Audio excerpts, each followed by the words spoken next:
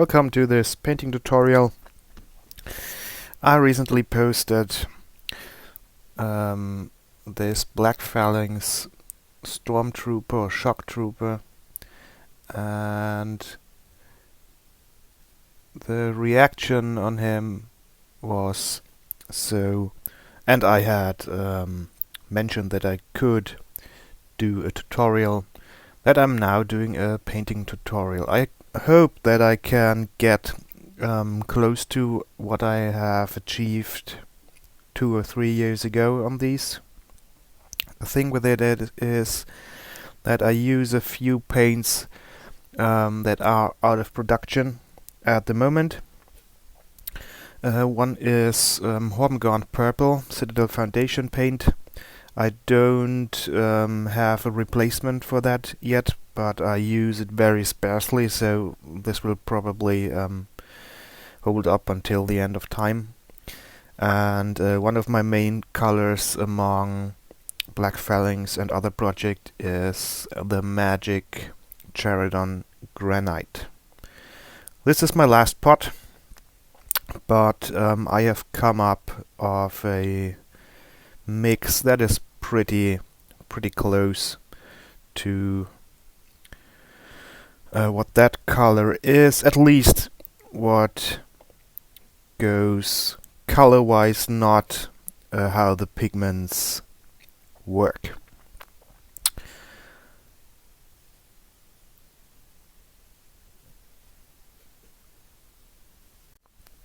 So my mix of Charadon Granite consists of 4 parts Stormvermin Fur, 1 part Castellan Green, 1 part Mournfang Brown, and 2 parts Abaddon Black.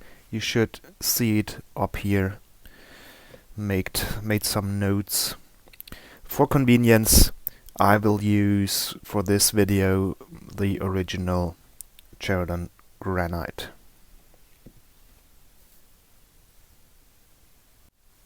You will find a list of the colors I used below. So check this before you begin if you want to paint along. To save time, I won't mention the full range of colors now, but will try to point it out once we begin with a special color. First of all, to achieve my personal Black Phallanx look, you need to prime your model with Mournfang Brown primer or airbrush or whatever from below, and then do a zenithal with Abaddon Black or Chaos Black. There was a time when I did another light zenithal with Stormvermin Fur spray, but I think for this tutorial we can do without it. This model is the commander of one of the Shock Trooper detachments, so he has a few slightly different textures and stuff, so I will mainly focus on the elements that the original Shock Trooper has and paint along from there.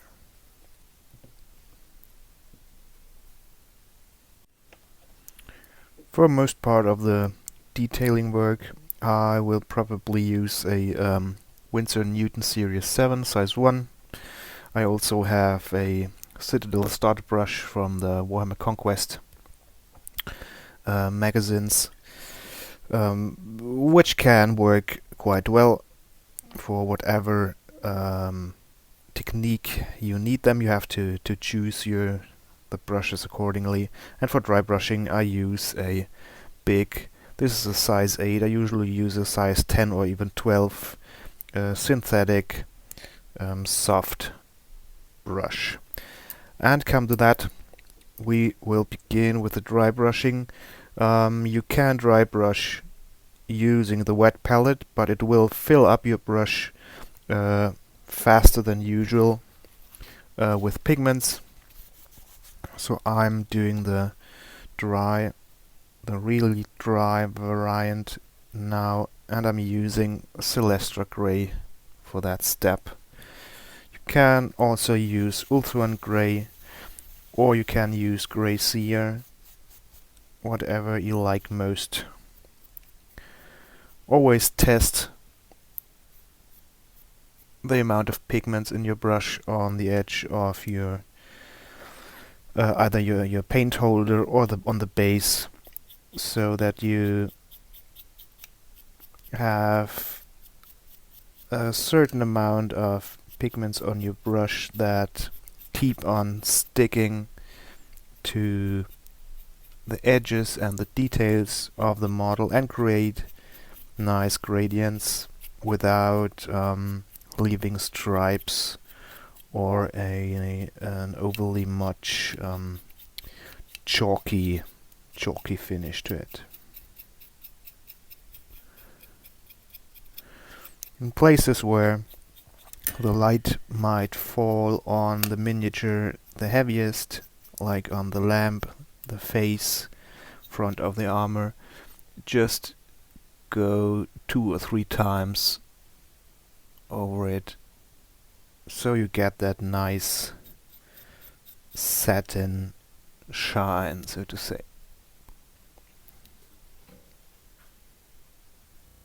Okay, here we are. As mentioned, layer up the color wherever you want it the most highlighted. Better do one more go with less paint on the brush than one go where you have too much paint on it. You may be able to see that the light gray outlining, the edge highlighting, one could say, ramps up the black enormously. It's building up high contrast and great volumes in one go. This works best on miniatures like these, like the Astra Militarum, Skyans, Orcadian Shock Troops. It also works on Space Marines, but you have to be more careful because there are areas that are too big to keep the paint properly. So from this point on, we will put in some base colors. Our first base color will be the Legend Charadon Granite. I am diluting it more than you would need because I'm using the original foundation paint. And now I'm going over all areas that I want to resemble metal later.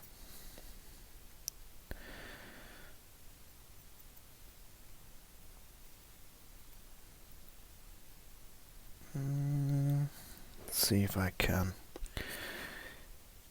go up here a bit.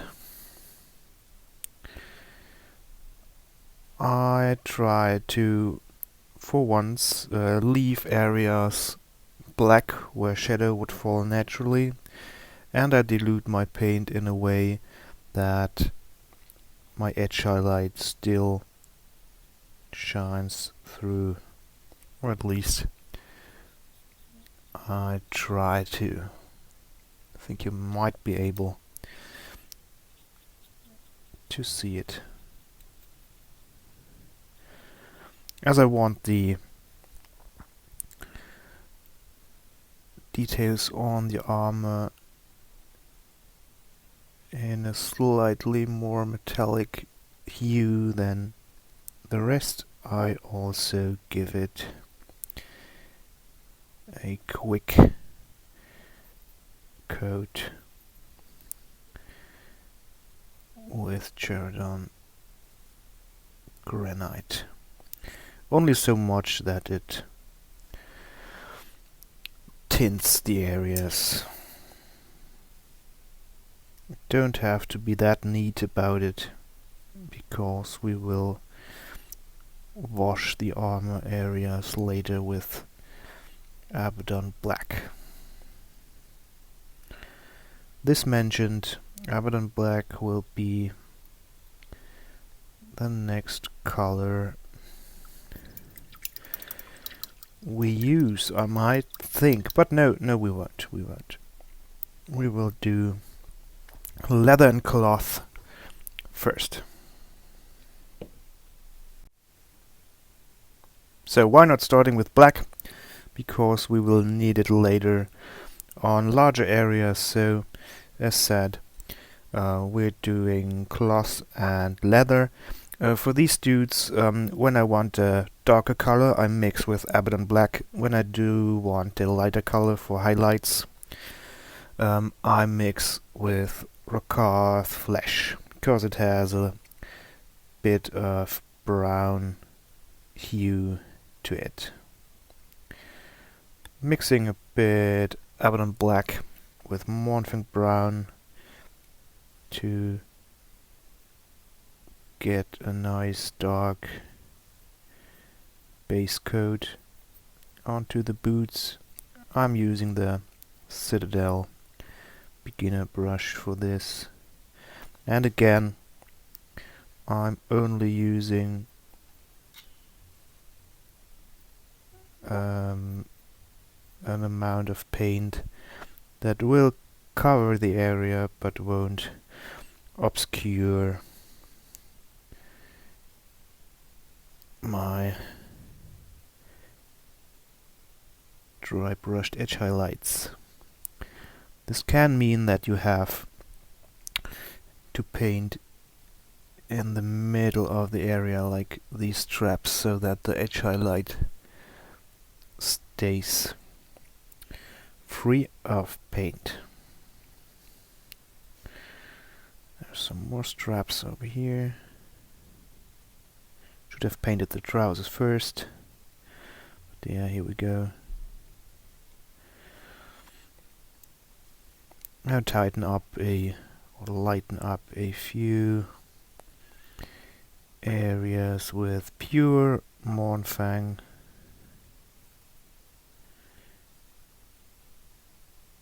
Just to get a bit of extra textures to it. Watch where the light falls.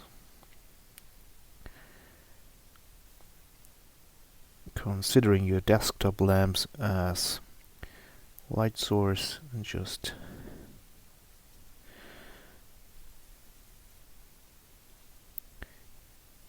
dab a bit of paint over there.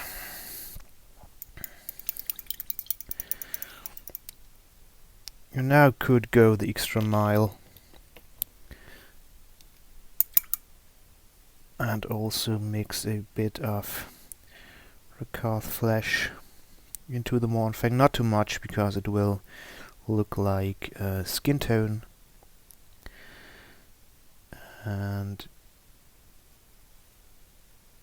put some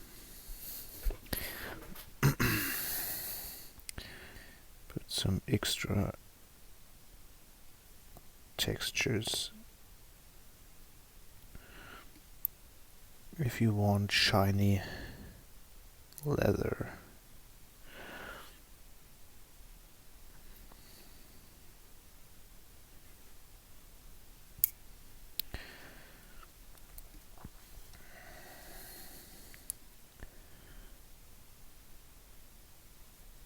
Well, who said that making painting tutorials would be way easier than Kid Bash tutorials? I think he lied to you. I think his name was Colonel. What he didn't take into account was all the cables and the tablet being in the way. So,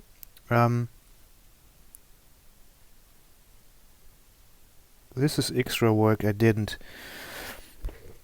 put into the older models, but as he's the commander, I think it's worth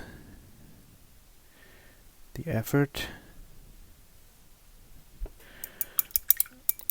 We will see. You still can't see the brown shining through, from below that gives the model a warm cold contrast. Next will be the cloth, and I am using the Fang. This might be an odd choice, but again, it's blue, it's a cold color that will build up a natural contrast with the black. Not the black, sorry. It will with the black, that's due to saturation, but the warmth cold contrast will be built up with the brown undercoating, of course. Again, the adding of Abaddon Black is optional. If you're painting line troopers for a tournament, that is tomorrow, you can go a step ahead and just use the Fang right out of the pot. Not literally speaking, of course, but not mixed with Abaddon Black or anything.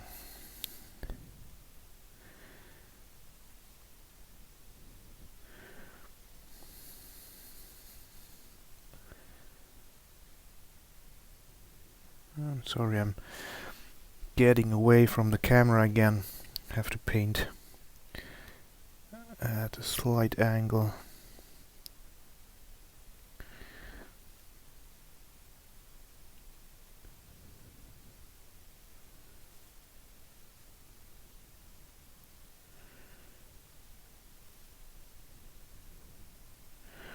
If possible, if there are any edge highlights that deep on the model, then try to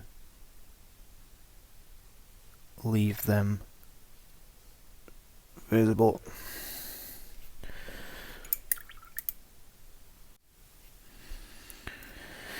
Next is Hormagaunt Purple, which is again a foundation paint, so I use it very diluted and I try to glaze it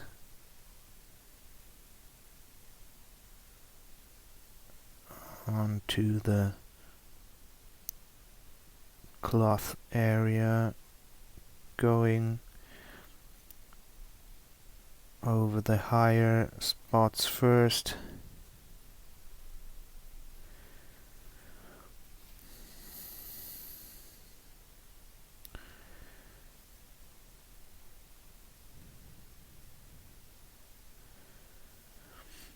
And going really thin.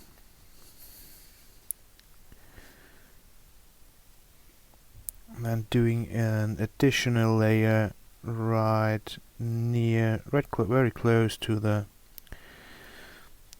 edge highlight on the sides where the light would catch the fabric most.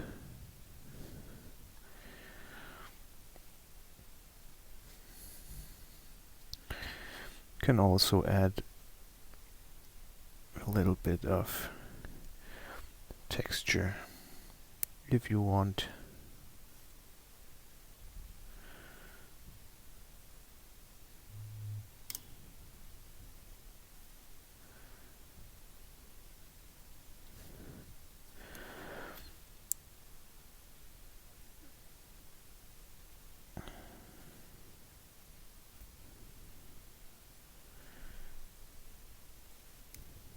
Here we go.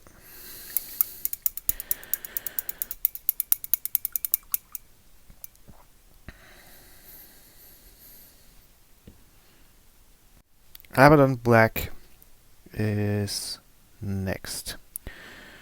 One thing I will do is give those cables a thin wash so that they are darker than the other parts around, like a glossy rubber finish. The Chaos Black won't dry glossy, of course, but after we have the base coats down, we will give the model another dry brushing with Celestra Grey.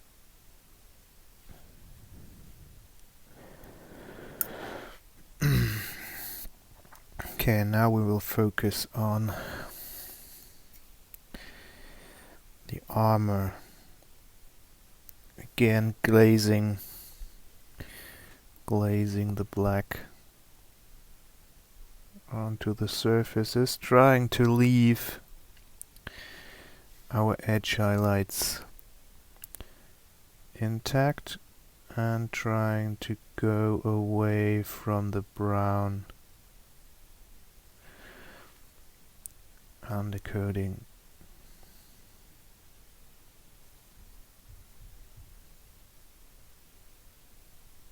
Wherever possible.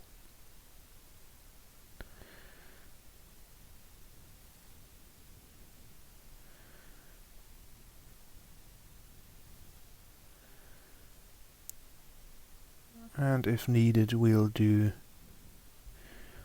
2 coats. As said, the trick is to get the brush up before you reach the edge highlight, so the main part of the color will pool right beside your edge highlight and thus give you the most contrast.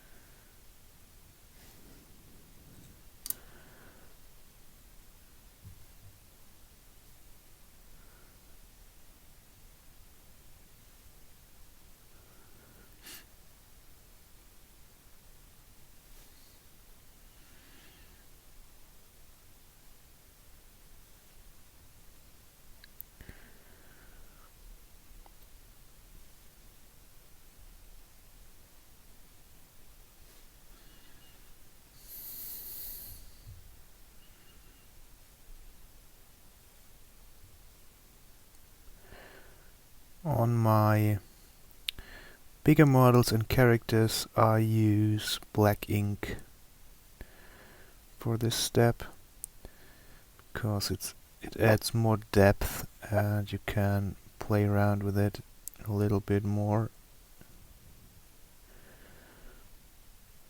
and it adds a nice glossy finish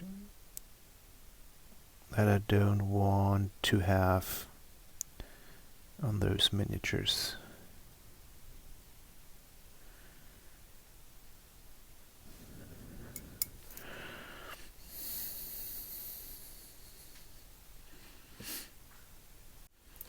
So when you have done all the areas with the Abaddon Black, we'll give the model another dry brushing, so don't mind if you have overpainted some of the edge highlights. For this step I use the brush from before without adding any more paint, just giving the main highlighted areas another go so that the details come out again and the contrast steps up a bit again, and we get a little bit of texture.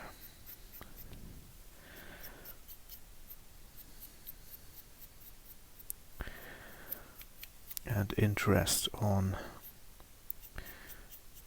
the armor parts. I won't paint the sword in this tutorial,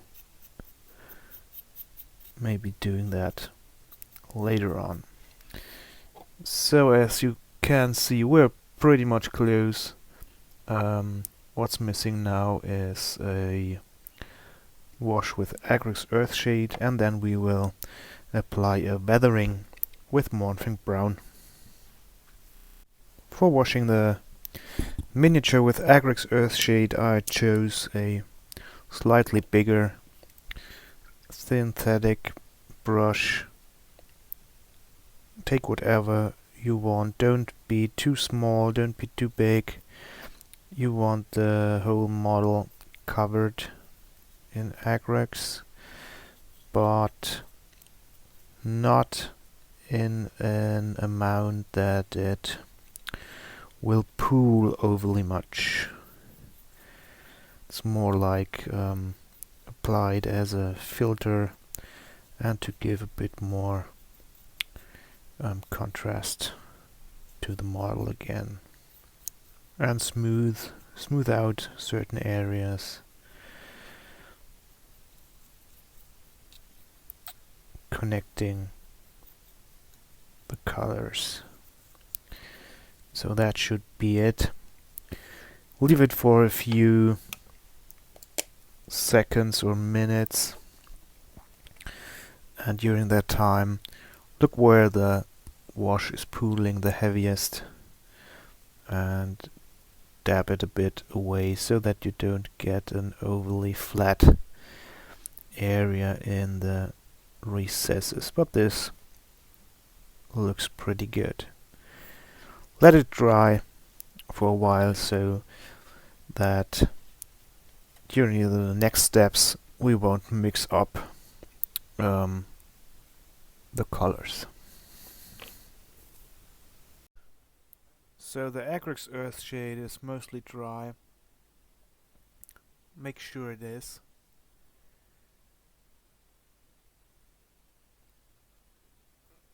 What we now will do is applying a slight weathering with Mournfang Brown. I'm using my dry palette for this because it won't make too big a mess on my wet palette. Using blisters usually from Games Workshop's characters. Mix with enough water and make sure you apply it onto the whole of the model, getting every area moist and trying to go with the brush in a way that the pigments will collect in the recesses.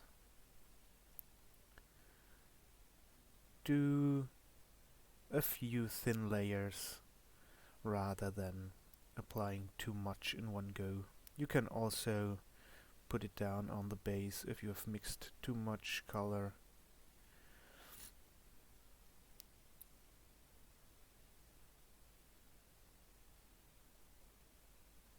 And after this will be dried, I will show you a picture of both models beside each other. But I think I will talk about this in the next clip.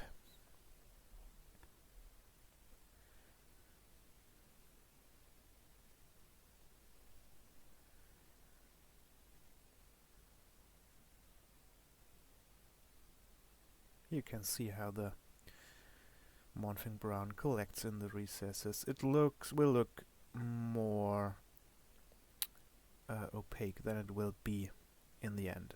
So you might use two coats. So the Mournfang Brown wash weathering is almost dry. If it is not enough, just do another step. But I think we've reached quite similar coverage of everything. The original model might have an additional layer of Agrax Earthshade, something like that. You may add scratches with a light grey, or add bolt gun metal, something like that, silverish paint to do a bit of chipping on the armor. Yeah, pretty much as you like. I hope you enjoyed this short video. I hope you can follow the steps. I will show a picture of the two miniatures side by side at the end, so you can see for yourself how close we got to the original. So thanks for watching, stay tuned, most of all, be excellent to each other.